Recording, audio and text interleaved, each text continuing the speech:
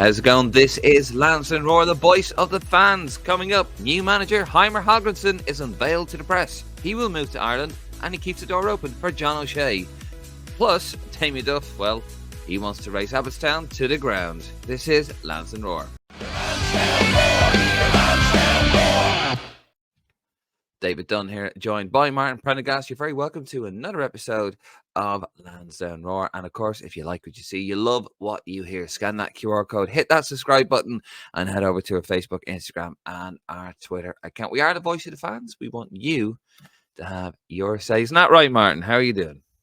Yeah, good, Dave. Great to be on. Nice early start. You've got me on this morning after our birthday celebrations. Risk London, 40 years old yesterday. So we decided we'd do an early morning one for some reason. So you've got me up and fresh before the working day begins. And here we are. So, yep, a bit delicate, Dave. A little bit delicate. Bit delicate. Hey, Mr. Well, we won't mention times, but yeah, don't believe what you hear there, folks. A little bit delicate, Martin, are we? Did we have a kebab last night? Did we? No kebabs. No. End up at a ditch. Well, of course, yes, you were at the a little mini drink. Wink, wink. Probably still going on, is it, in some parts? There you are there. 40th anniversary for the Risk London group. There you go. Yeah, brilliant. I wasn't. Yeah, great night.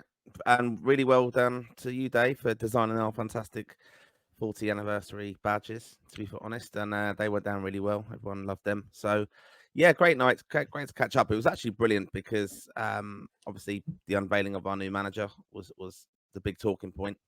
And, just getting the view of the fans, basically, our members, were they positive about things or where we are as a Irish fan base? I suppose it was good to get a kind of idea of that. Well, having watched the press conference yesterday, there was one thing I could not get out of my head with the new Ireland manager. Yeah, brilliant. I mean, it is Hannibal Smith. Yeah. Sunglasses and everything. He loves that style. It's very cold up in Iceland, I'd imagine. Yes, if you're listening to the audio version, I shared a picture of John Hannibal Smith, George Papard version of John Hannibal Smith from the A-team, and Heimir Hallgrímsson. Getting a lot of practice saying that, lady. Heimir Hallgrímsson. I haven't butchered it, Martin. I can't pronounce Irish names, but apparently I can pronounce an Icelandic name. Just barely, anyway. How just before we get onto the press conference, how was it yay, nay, don't care from the members yesterday? Yeah, just where we are as a footballing nation, basically. It's a difficult sell. We were talking about like even the club and how 40 years and what we've seen over the years and where we are, but like we're at a bit of a low. Is when are we going to qualify for tournaments again? And you're looking on at the Euros at the moment, and obviously England's doing very, very well, obviously in the final. And it's just a lot of nostalgia chat, but it's like, where do we go? And also more of, is the football team inspiring young people to kind of get behind them? Like we had a lot of actually enthusiastic chat. It's all kind of coming back to me, Dave. As an Irish nation, and even younger people now, their interaction in life, basically, they want immediate success, don't they? Everyone's sharing social media, everyone's watching, music concerts through phones and stuff. You're doing everything through technology, and you're jumping on the bandwagon, basically. If the team was shit, right, people aren't interested in it. Whereas the rugby, everyone's managed the rugby. We spoke about the other day about the GAA. Everyone's really interested in that now. There's big interaction and interest in trying to get tickets for the All Ireland hurling final. Yeah. So it's a very low ebb, and we're trying to deal with that. And ultimately, it comes back to people have lost faith a little bit in Irish football on the pitch, but also the administrators of the game. I think it's the administration. Look, I mean, I think it's more down to the administration of the game. That's what's really got people. Because look, teams go through periods where they have bad patches. We had bad patches, and then we, followed by a good patch, and so on. It's cyclical. But when you have the administration in the state that it's in, and it is in the state that we're trying to put a brave face in it yesterday, we'll get to that. It's in an absolute state, and I think that's what got that. That's what has most people. It's been running to the ground, to be quite honest. And when you go over to Ireland, anytime I go over now, it's been a steady decline. I don't say almost a managed decline, but a steady decline of the game in Ireland. You go over, you don't even know there's a match on, Martin. And that's down to the FAI. That is 100% There's no down to buzz the around FBI. on match day. No. There's no buzz around. No, I always talk about like memorabilia or merchandise available. Yeah. That all adds to the event really, and It's just nothing. Like that match, and it's just you're taking your money and you go in there and you can't even get a pint at some bars, and half the food's crap, and it's just it needs rubbish. a reset. That the whole match day experience needs a whole. The presentation looks good on the pitch. I like that. Like what you do with the short with the crest. Looks fantastic. The music, yeah, it's all good. That that's out there, but inside the stadium, the match day experience needs to be completely reset. You can buy a program inside the ground. It's just stuff like that. Like, it just doesn't make a lot of sense. Cost cutting basically is a lot of that though as well. They can't throw money at it and cost them money if it doesn't work, and they won't give it a long time to do that. They're Well, not engaging with the fan base as not well. being Let's be funny. honest, they don't engage. No, they don't engage with the fan base. But not only that, I mean, look, you're spending money on a giant jersey and a giant crest and people to do that, right? But you're not going to spend money on the match day experience where you can actually make more money. It's an investment that you invest in your fans, you invest in your customers, and you get more back. But they don't seem to do that, and they don't seem to.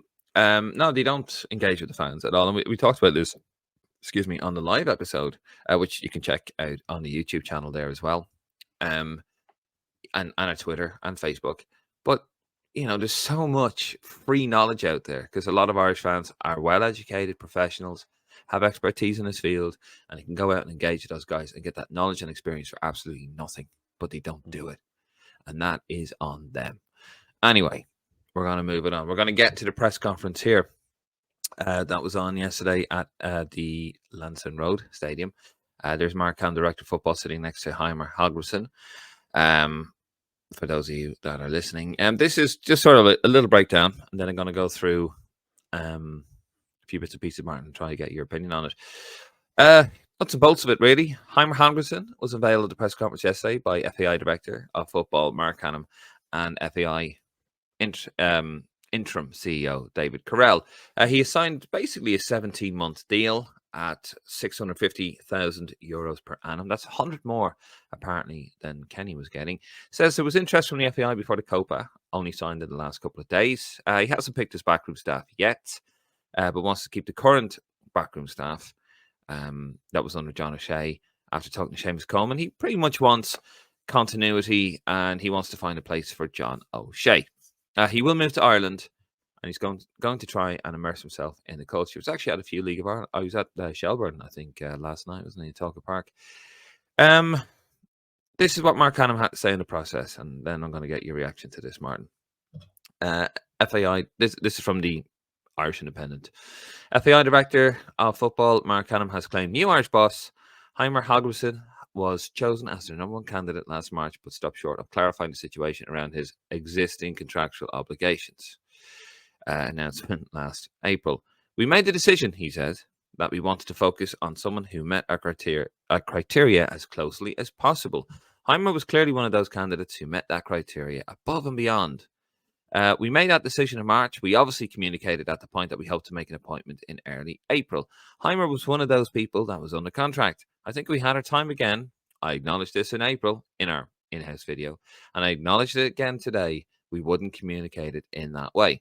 We hoped that we would do that. That we could do that. We recognize and take responsibility that if we had our time again, we would have said from the very outset and very consistently the whole time, the focus was on getting the right person for the job, however long that takes. We will take that time. The learnings we had from that is setting timelines and created expectations that we would make an appointment at a point.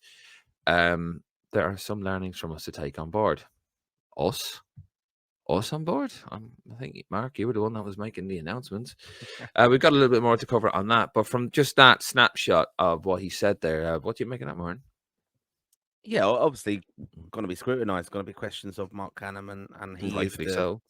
Yeah, and he is the person front and foremost in this whole process. He was the one who done the in-house video, which didn't really work well, and he didn't allow any scrutiny of the process then. So you've got to have more questions now. As I've said before, I think it's a big investment in him as a person and stuff. A lot of trust in him on is this correct this way? And I see a lot of people saying, "Oh, he could be out the door soon anyway himself." But I think what happens then? It's just again, it's just having faith in this, and is this the honest kind of way it is working? And you know, yes, it's just a bit of a mess, isn't it? Like it doesn't ring true for me, a lot of it, and I No, don't really believe that he was the number one candidate all along. no. And again, it really annoys me. I think that you'll probably come on and cover it a little bit, but you know that John O'Shea, was it? Did they say something like he was aware that he wouldn't be getting the job? Kind of John O'Shea was aware of that or something. I read yesterday. Um, Mm. you know that that's not coming across as that's not. Whenever I heard John O'Shea interacting and talking about the job he was in as an interim, I felt he was still thinking himself as a candidate for the full-time job. That seems again like at odds with what Marc Canham's saying now as well. It's firefighting, in my opinion. In my opinion, I don't think that what Mark Canham is saying is 100% accurate, shall we say? He's on about all learnings. I'm just hearing a lot of buzzwords, to be honest with you. Learnings, and we need to learn that going forward. Listen, you can't issue checks you can't cash. There's no learnings from that. It's just life. You don't turn around and that's just basic stuff. You don't say, oh yeah, we might, we're going to have somebody early April, and then basically you don't have anyone under contract. I mean, as I said before, you can have pre-deals, pre-contractual deals. You had it with Jacques Santini when I think it's before Euro 2004.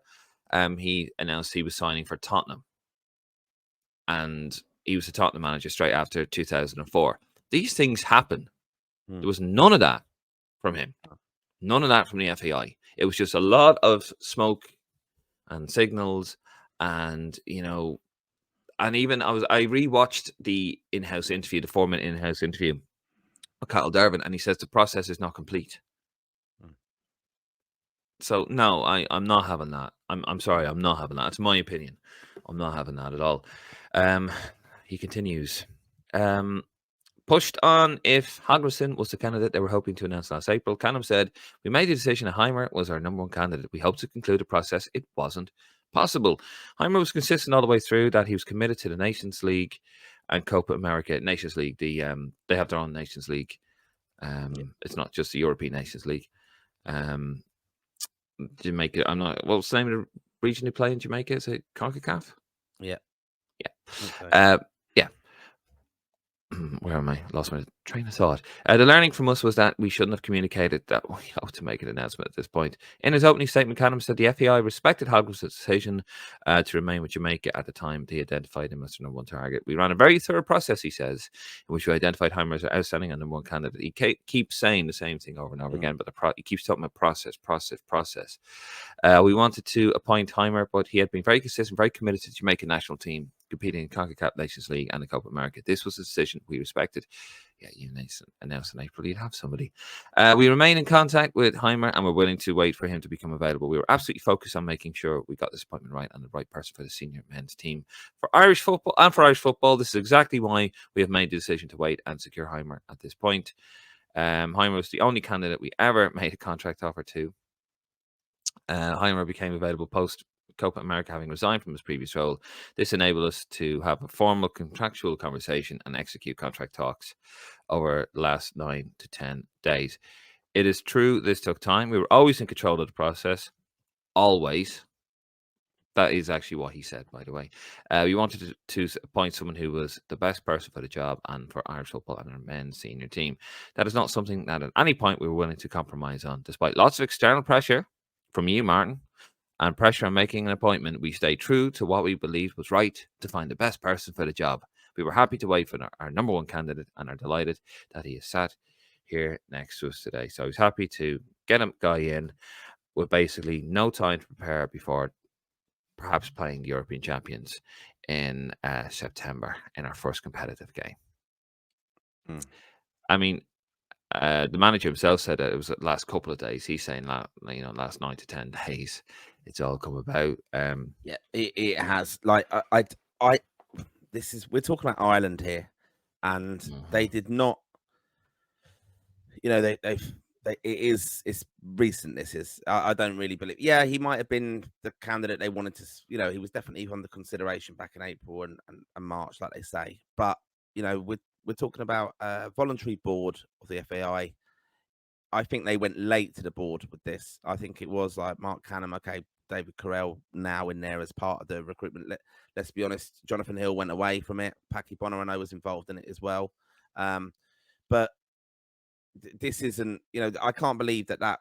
I think they've now gone to the board within the last 10 days and said this is the person, because it would have been leaked. There's no way it wouldn't have been. Like, this guy wasn't really linked with it at all, wasn't in the betting. Yeah. If you've gone and spoken to the board, there would have been inklings of this guy's name out there a little bit more prominently. And that's just I don't really believe that. Yeah, he might have been a candidate back in March. Yeah. And April, but I don't believe he was. I still think there was chat with Carsley, even looking back on it and our past episodes where we were talking about Coleman being linked to it. Chris we Coleman. knew that, Chris Coleman. Yeah. So we all these people that were linked and the speculation about Willie Sagnol and things like that.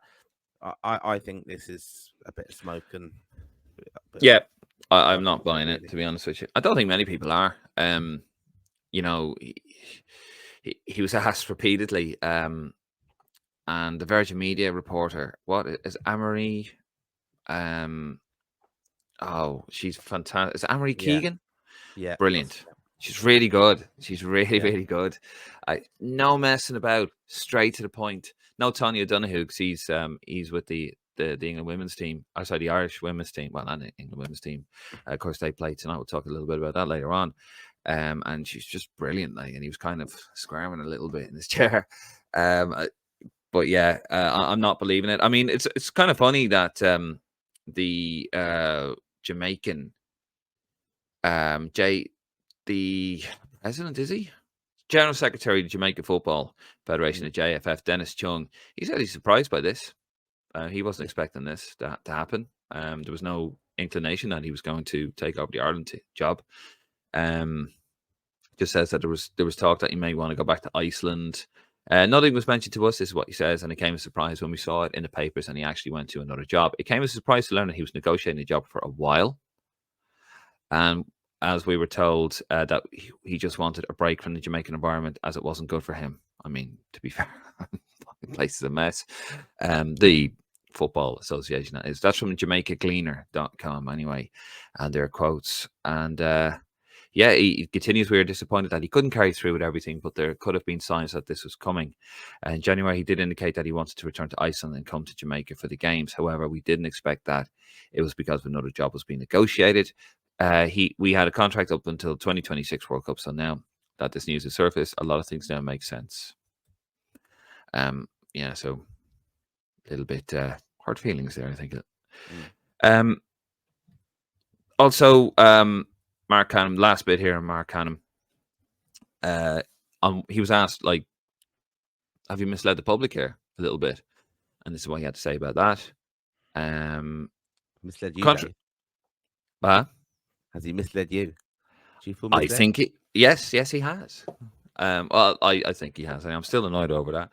But no, this is what he had to say. Responding to a question asking if the public has been misled by previous deadlines, Canham said, contrary to what's been written and said, it was never, ever our intent to deliberately mislead anyone. To be super clear, never did we sit in a room and think, let's deliberately mislead anyone. That was not the best communication from us. We take responsibility for that. If we were to do that again, we communicate in a different way. It's a good learning from us moving forward. We always stay true to the fact that we try to get the best person for the job.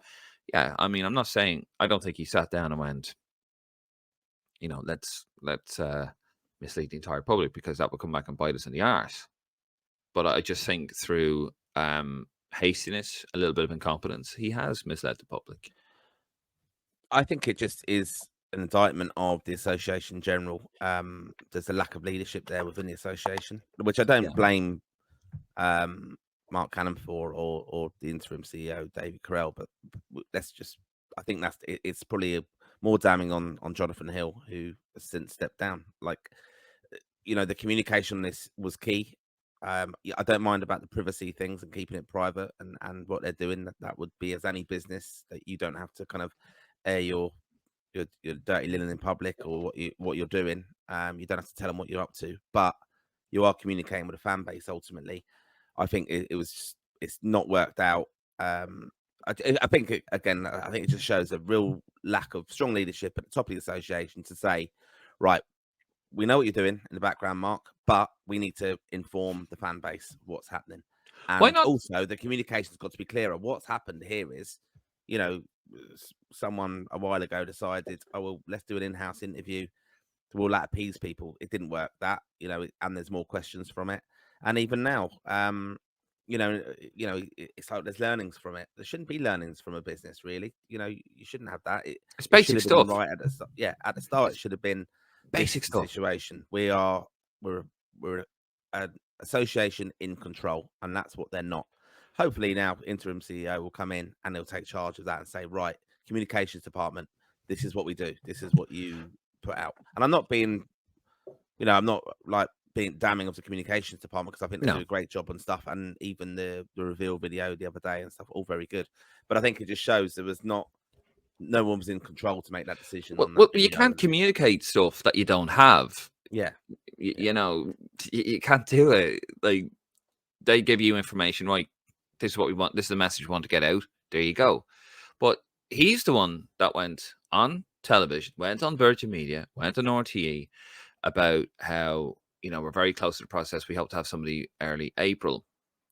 And he didn't have anyone lined up. He had no right to make those announcements. You don't make those announcements at all. Look, the problem is that they've treated the Irish fans stupidly, like we're idiots at times. And if you're just honest with people and say, look, you have to understand, as a footballing nation, there's obviously there's an economic situation. Obviously, we know that the FAI isn't in a great position economically. There's a lot of challenges there, but we're trying to get the right person. All those things we have to factor in so much here, and we have to try and get the right person for that. And I think you could get that message out there a lot better. I think people will turn around and go, okay, fair enough. Because we know the FAI is broke. We know they're potless. We know that they're struggling, and they badly, badly need to qualify for tournament to get an injection of cash. They also badly, badly need to get their administrative affairs, easy for me to say, in order to also regain trust from the government to get another injection of cash and get that badly needed government money that the association and the game needs in Ireland. And there's none of that forthcoming. And it's just so frustrating. It's very simple. Don't try and pull the wool over people's eyes. I'm not saying that he sat there and deliberately thought, okay, we're going to, how do we connive our way through that? It's just through poor communication. Just sit down, just be honest. We know where we're at as a nation. We know where we are. Just don't treat us like idiots. And I think that's how I felt about the whole thing anyway. So still a little bitter over it.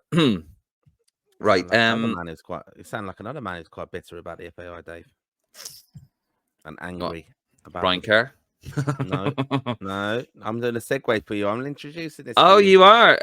But actually, yeah, go on. We'll go back. We're going to take a little segue. That's it, Mr. Damien Duff, Shelburne manager, had a good victory yesterday in Europe, 2-1 home win. He had a lot to say. I mean, look, sorry to interrupt you, but just even for the audio listeners, we put up a photo of Damien Duff. Angry, isn't he? How angry does he look? Jesus, he's like angrier than Roy Keane. Do you remember when he was a sweet, innocent little duffer? Yeah. This is what he had to say in an interview yesterday. I would raise Abbottstown to the ground because it's the most uninviting, unenthusiastic workplace, not in world football, but in the world. He previously worked there as an Ireland assistant coach. I used to dread going in there once a month, so I'd level it and I would probably sack 90% of the workforce. That's what you really think, Damien. Yeah, that's not gone down well with a lot of people in a sense of, I think probably League of Ireland fans of other clubs are saying, Jesus, well, you're going into Tolka and stuff. Like, what do you think of that? And I think it's not very fair, really, on a lot of people who are doing a great job within Irish football in helpful, very trying circumstances. And even I've seen on a lot of even our social posts, People just saying, he walked away from it. Like, he's still within Irish football, but he walked away. You can moan about it all the time, but what have you really offered? What have you given back? So yeah, it's not, maybe it does show kind of where we are and how people are feeling about Irish football, but problem solve, find a solution, contribute to it, be positive. He's a bit of a mouthpiece now, Duff. Yeah. Like, like, why do you need to come out with that? Yeah. What and then I think you went into the sorry. You want to be proud of it, like we want to be proud of Irish football. You want to be proud of where you work and stuff, and promoting the game healthily and we just spent the last 15 minutes hammering the FEI. But still well intentioned though, isn't it? We want to see the team succeed. We want to see it be organised correctly. Like, there's so much potential with it. So, we want the glory days back. And I don't think it's particularly helpful, those kind of comments. And like, a complete reset is a massive thing. I mean, we speculated, is that needed in the past? But I just don't think it's very helpful, and it kind of saddens me that he, the headline will be, and I think he said that, didn't he? He said, "Well, there's your headline." But most people following Irish. Well, most people with a passing interest in football in Ireland, like just when we do well and they say, "Oh, the team played and they won," or whatever it is. The headline they're reading is Damien Duff is basically calling Irish football shite. And so again, why are we going to bother watching matches? Why are we going to go to the games and support it?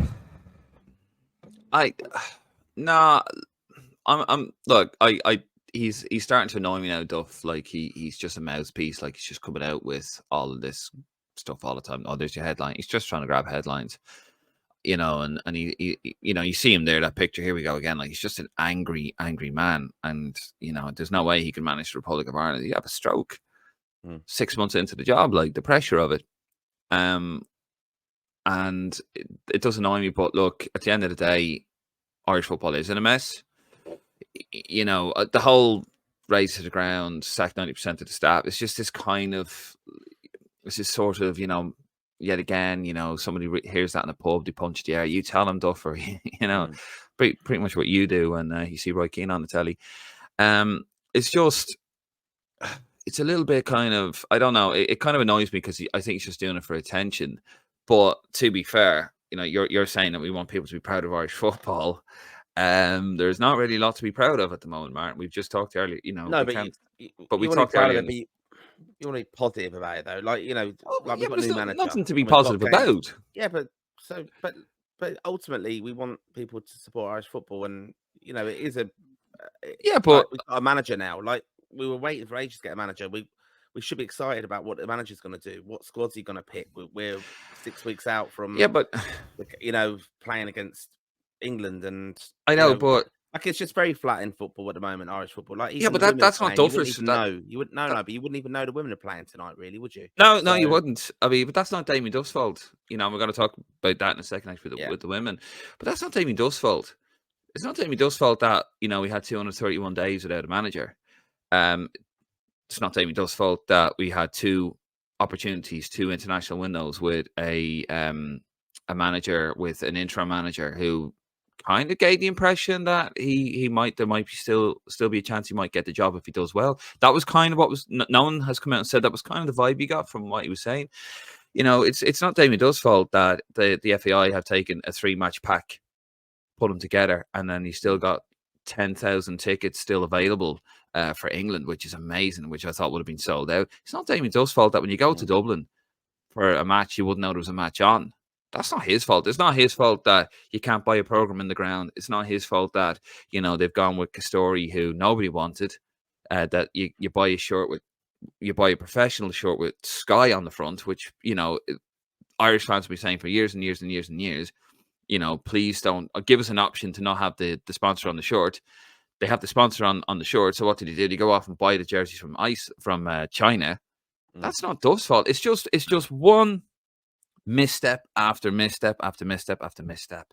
There's a lot that has improved. The communication stuff now, they're starting to do a little bit what Lansdowne Road do, old footage, that kind of stuff. And they're finally You know, they've caught up with a lot of that, and that's been excellent. But at the end of the day, Martin, the meat and veg of Irish football is in an absolute state at the moment. You had Hill going to the PAC in February. He's had to step down. That was a great chance to get much needed funding. That's not Duff's fault. Now, you want people to be positive about Irish football. Fair enough, Martin. But you got to give people something to be positive about. You got to give them hope. And the FAI have just bungled it one mess after another. But that is then where we probably need to hear from the FAI.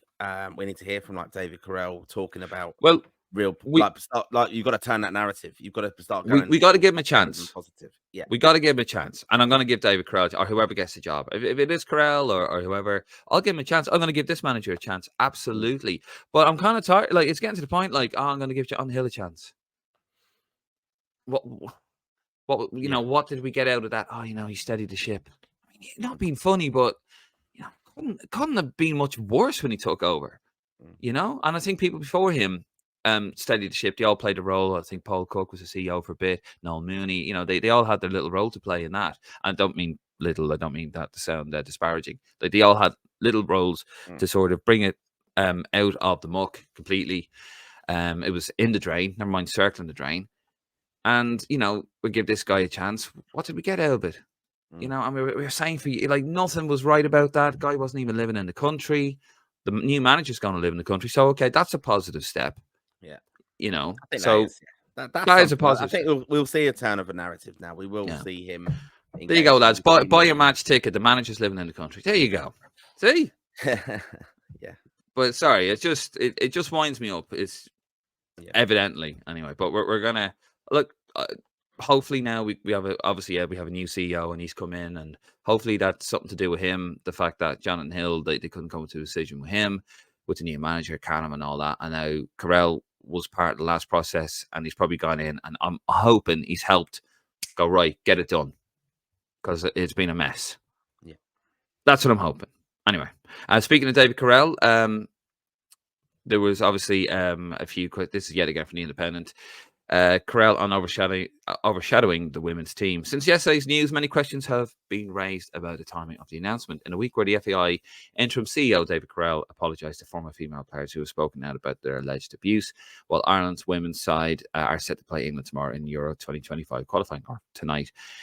This is what he had to say. Well, I'm very pleased to make this announcement on the new manager's appointment. I do want to acknowledge that it's come during a difficult week in which the association has been dealing with very serious allegations relating to historical abuse of women's football of women in Irish football.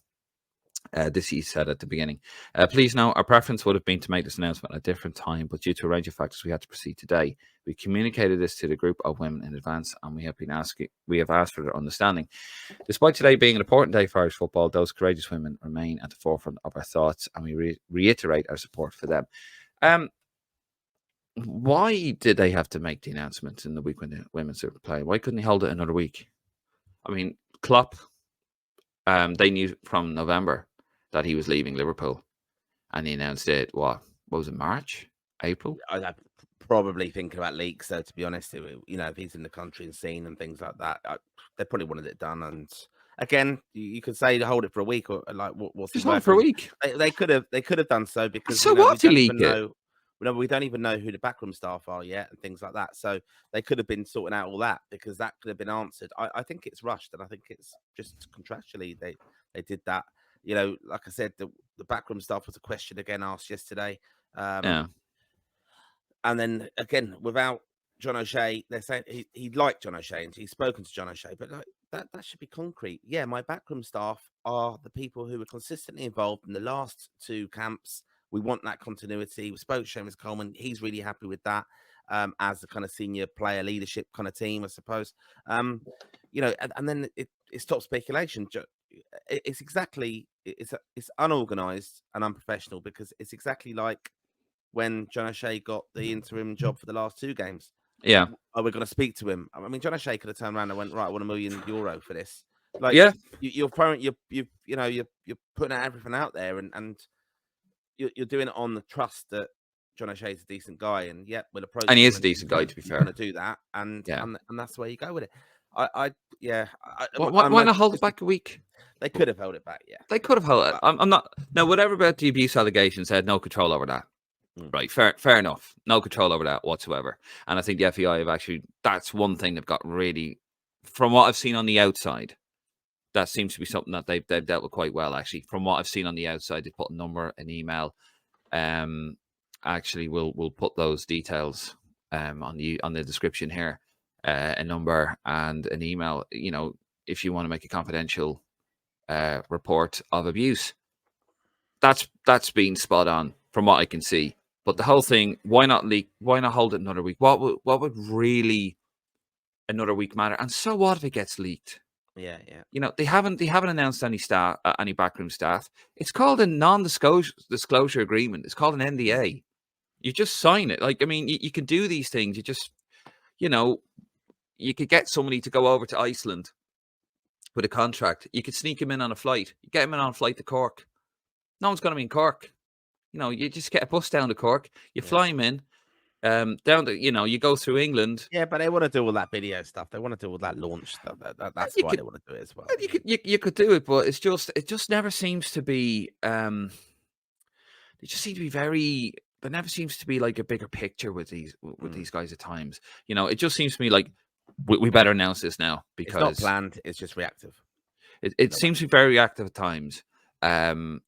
You know, and here we are. Like we've spent over half an hour talking about the process. Nothing about the manager, which kind of goes to show you the situation we're in. But yeah, I do think they could have held it another week. And so what if it gets leaked? Who really cares? At the end of the day, who really cares? You know, if you're leaking names during the, you know, when you get the guy, we knew Stan got the job. We knew Trapattoni had the job, although it relatively did come quite. I think we knew like for a few days that he was getting the job. We knew that. Brian Kerr had the job. We knew Mick was getting the job. We knew O'Neill was getting. Do you know what I mean? Like, it's not really the end of the world, is it? And if it gets leaked, it gets leaked. But you've got your women's team playing England, and it's just they've just been completely overshadowed. And I just think, yeah, they could have held on to it. But just I suppose wrap it up. We've sort of gone long, Martin. Probably, and judging by what Hallgrímsson said about the job, we're probably going to be. It's probably foreshadowing of things to come. This is what he's had to say about the style of football he wants. He wants high energy football, wants many finishes, and not wait for the perfect one. So probably going to be a bit more direct, I think. Wants to build on the progress that was built on from the previous two managers, and he talks about, like, you know, basically fair play to the previous managers for giving young players a lot of minutes. And he also wants to meet the players. He wants to immerse himself in the culture, and yeah. I think he's going to start looking for a house in Ireland with his wife. I think he's probably in Ireland now looking for a nice place to live. Do you know what? I think this guy, to be fair, we've kind of we've been quite critical about the process, rightly so. But I don't know. I'm starting to think the more I hear this guy talk, the more I see of him, I'm thinking it could be just what we need.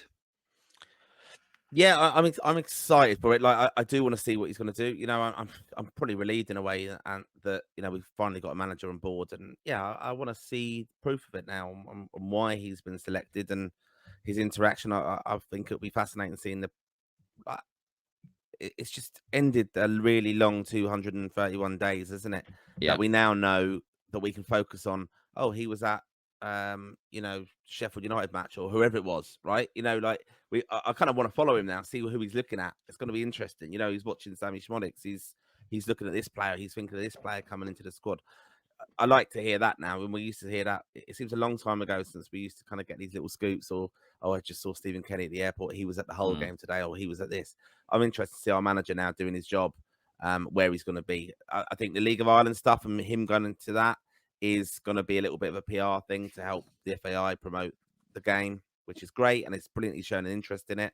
I don't know how many players really are going to be likely to be as part of the squads going forward, but at the same time, yeah, that's what I'm interested in seeing. He will be doing a kind of, you know, he's an ambassador for Irish football now in the role. That's, like I said, we need this reset to be very positive. I want to see fans him, interacting with young kids, as this is the Ireland manager. It's an important person. It's an He's quite important role within charismatic our as well, isn't society. he? Yeah, it speaks really well, refreshing with that. Mm. We'll see a lot more about him. We'll see a lot more of his character and personality, and I think that's going to be very important because it is a hard thing to sell at the moment. And yeah, he's saying all the right things about come to the Aviva. So buy tickets are available. Looking forward to seeing you in September. But I also want to see then how he's approached. I want to see more interaction, and that first squad's going to be quite exciting to see, I think, and how he's going to plan for that. And I kind of want to know the backroom staff. I hope that's going to be released a little bit more high profile, in a sense. Don't just, I'd rather him. I think this is a real thing for them to do. If he's in Ireland, have another press conference for that. Let's hear more about this guy, what his plans are. Have him talk about, I've got John O'Shea in now, Paddy McCarthy's still in there, Glenn Whelan, everyone who's involved in it, and why they're selected, and this is what we want to do, and this is that positive spin about Irish football. I think it's needed. You love your spin. You love your positivity. No, I think it is. It's a good thing I'm here, Martin. I'm here. I'm here as a reality check. You do need to have, to try and sell tickets. You've got to get people excited about coming to see the new Ireland manager with his team. Yeah, and that is commercially minded as well, of course. But I want to see that. I want more engagement. I want more engagement for the FAI. I want more engagement than we had with Jonathan Hill. We didn't engage with the fan base. David Carell, or whoever the interim, the main CEO is going to be, they need to get that back. They need to restore the faith in Irish football. We need the manager, and we need backroom staff available to the fans for supporters clubs and things like that. I think it's really important. I could go off on a massive tangent on this. It was a big day for us yesterday. 40 years of West London. Dare I say it, if John Delaney had been in charge, we would have had a lot more fanfare from the FAI than we got from anybody. And it did piss me off, to be honest. We've been social, we've been promoting, selling tickets and everything like that. You're always tagging the FAI and things. I think we didn't get one thing from the FAI yesterday, and I'll be honest, it pissed me off. Because we give so much more. You're selling tickets, it's just firefighting on their behalf, and yet you're struggling to get even a bit of acknowledgement from them. No, I understand that, and I'm a proud member of London Risk Group. But I would give them a slight benefit of the doubt, though. To be fair, like, it's been, I'd say they're just mental trying to get all this stuff out of the new manager. I say they've had stuff, like, to be fair, and I know that doesn't make it better for you, but no, but they're distracted as well. I know they've got the women's thing, they've got the women's game as well. They have a lot on at the moment. But it just shows you it's very disjointed in the FAI. There's no one to just put their hand up and say, you know what, this is actually this supporters club. We should actually acknowledge that. They need to do more. It's quite important. They need to do that kind of thing. They need to always react if you're begging them for stuff, and people will just get disillusioned with it. I'll be honest, we've got members of our supporters club who, I'll be honest, they've been members for years. They're disillusioned with it now. They're actually kind of not rejoining the supporters club. They're kind of falling out of love with football and not happy with it. They just don't think the good days are going to return. Now, that's not for everybody, of course, but it's a hard sell at the moment. No, I think the good days will come by. Look, this guy is talking about he wants to play like he's saying all the right things. He's pretty much been saying what I've been saying. I think what we've been saying here. Look, international football. He kind of reminds me of Jack, actually. Well, Hannibal Smith. The way when Jack would talk about his early days in the job, and he'd be saying, "Look, I can't change how they are. I get them for a short period of time. We get a simple game plan, and that's what we do." And it was very effective. Although Jack did have some absolutely ridiculous talent, and I suppose we have some really good up and coming players, and he's been saying a lot about that. He says, "Look, we've got to be compact, tough to beat, disciplined. That's how he likes to play. High energy." He's got a lot of young players there. There's a bit of pace up front. Wing backs, we don't really have them. We don't have wing backs. That's not slagging off the players. We don't have wing backs. And he says he's happy to develop the game when he has the options, but he just wants to get the basics right. I think he just wants to make it hard to beat at first, and then maybe build on that. Of course, tonight the girls in green take on their English counterparts, something that we're going to do on the 7th of September.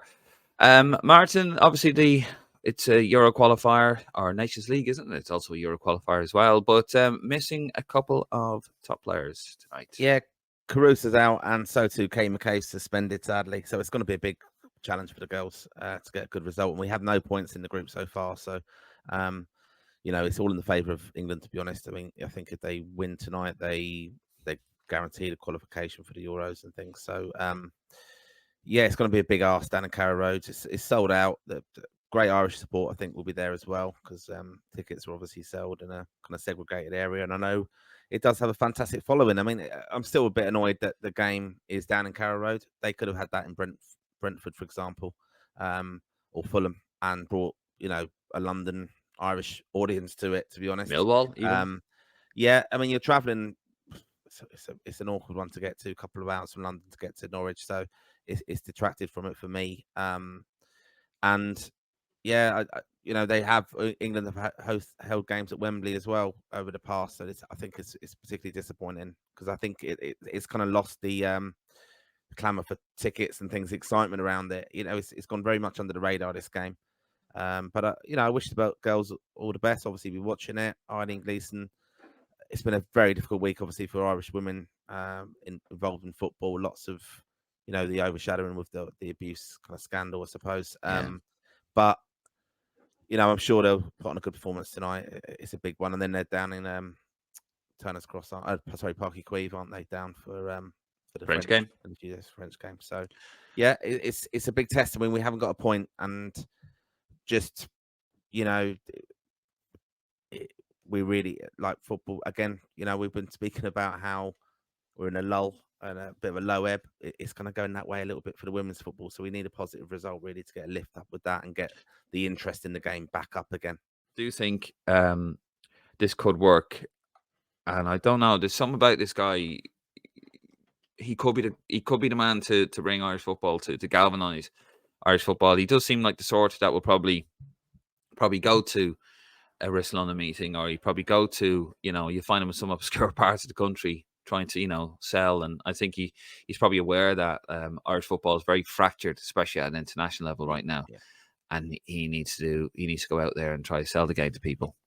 Yeah, I think it's important. I think he is going to be that type of person. I like the fact he said he's going to embrace the culture and learn about the country, and appreciates Irish people are hardworking, passionate people.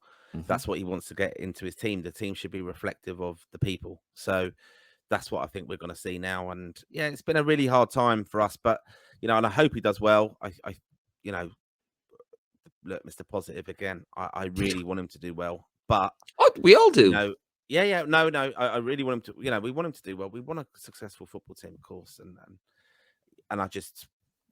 again, like, not to go to, the 17-month contract. That's a little bit of a worry for me, because are we going to be, if it doesn't work out and we're out of contention in June from the, especially when a major chunk of that is going to be a Nations League where you've had absolutely no time to prepare. Yeah, I think we're just going to be very hard to beat. The football won't be the most exciting to watch, but it will get there in time, and those players will step up, I think, and be trusted. We've got some incredibly talented footballers. Let's not forget that. John O'Shea got them a bit organised and better results.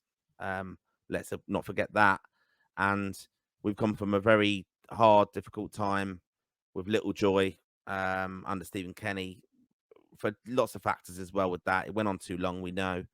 And even this whole process has drawn out too long. So it is a time for a reset and time to be a bit positive and get behind the manager, which we're going to do. So, yeah. I'm just hoping at the end of it, it's like, all right, we have and we need to get the CEO situation fixed, because we need somebody to come in there with a vision. Get that fixed. If it's Carell, from what I've seen of him so far, he seems to be okay. I know you're a fan. I've never met the guy.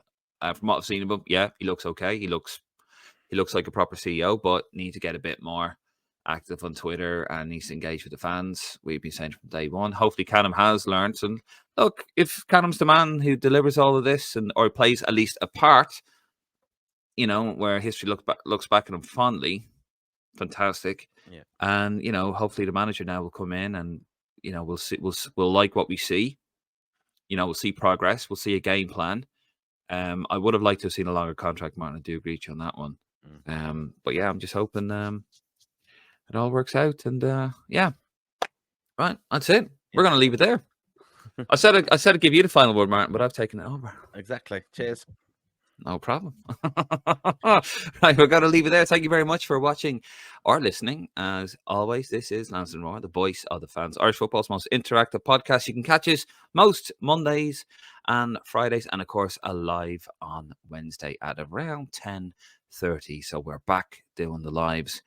So do join us for those, because we want you to have your say, because we are the voice of the fans. And as always, if you scan that QR code, head over to our Facebook, Instagram, and our Twitter. If you want opinion, I've just seen there Martin Connor has put up another. He's put up another, not Connor McAvoy. We have another Connor in the group as well. He's put up another article there about the new manager. So head over to lansdowneroar.ie. That is lansdowneroar.ie. Some fantastic opinions over there. Some brilliantly written and well articulated, and also well researched articles over there. Something that we struggle with here on the pod, but they do it over there at lansdowneroar.ie. That is lansdowneroar.ie. And if you get a chance, please give us a cheeky subscribe on the YouTube channel here. It does help. We are trying to grow it. Anyway, we're going to leave it there. Thank you very much for watching. Martin, thank you as always. And yeah, I'm David Dunn. He is Martin Prendergast. This is Lansdowne Roar, the voice of the fans. And we're out of here. Good night. God bless.